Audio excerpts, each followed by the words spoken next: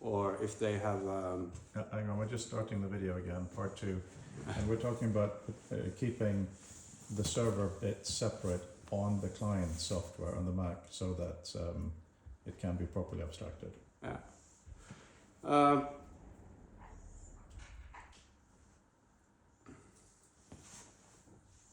I think that so the server you have, where is it and what kind of server is it? It's a Linux server somewhere in America.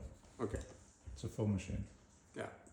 So you could probably run it on that.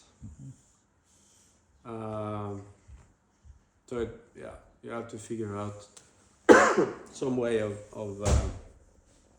probably being able to run multiple versions of it at the same time, so that the developers can run some experimental versions while you have some sort of snapshot that is supposed to be somewhat stable. But yeah, I think that the thing you need to figure out is the data model and the API. And the API needs to be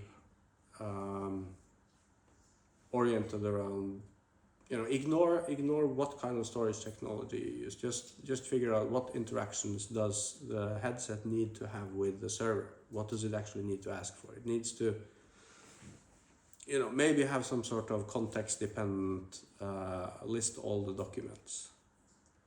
So, for instance, if you're on a headset, let's say you have documents other than PDF, and you have a headset that is not capable of displaying anything other than PDF, then obviously you wouldn't be interested in listing all of the documents you can't see.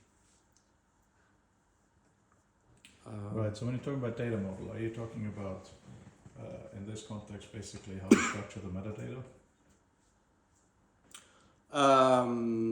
Well, that's part of it. So it's essentially, so how do you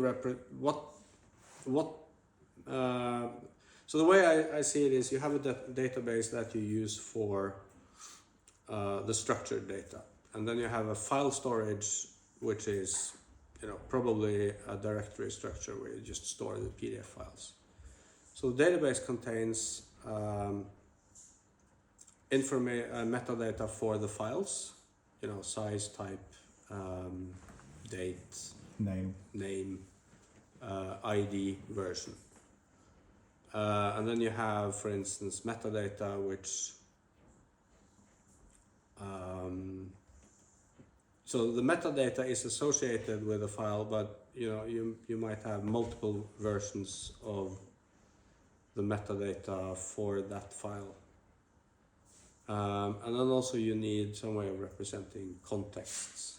So a context might be the combination of a particular version of a particular document on a certain application on a VR headset, for instance. So for the sake of clarification, by context we mean library context. That's called the experiential environment room, the library. Yeah. Yeah. Although I wouldn't, narrow it down to that. I mean, you have to keep some balance between, how abstract you are and how concrete you are. Mm-hmm.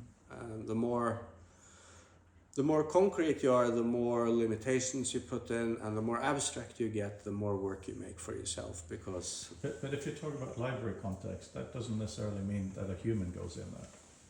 I think library just means how is the collection of documents / metadata presented or interacted with, right? Yeah. Okay. Anything else of note you want to put down? No, not really. Just start simple and evolve it. So it's very tempting to heap on features, but it's always better to so make something simple and then know what things you have to do, and then you can prioritize them. And if you're lucky, you don't have to do it. You realize later that it would have been a waste of time. Thank you very much.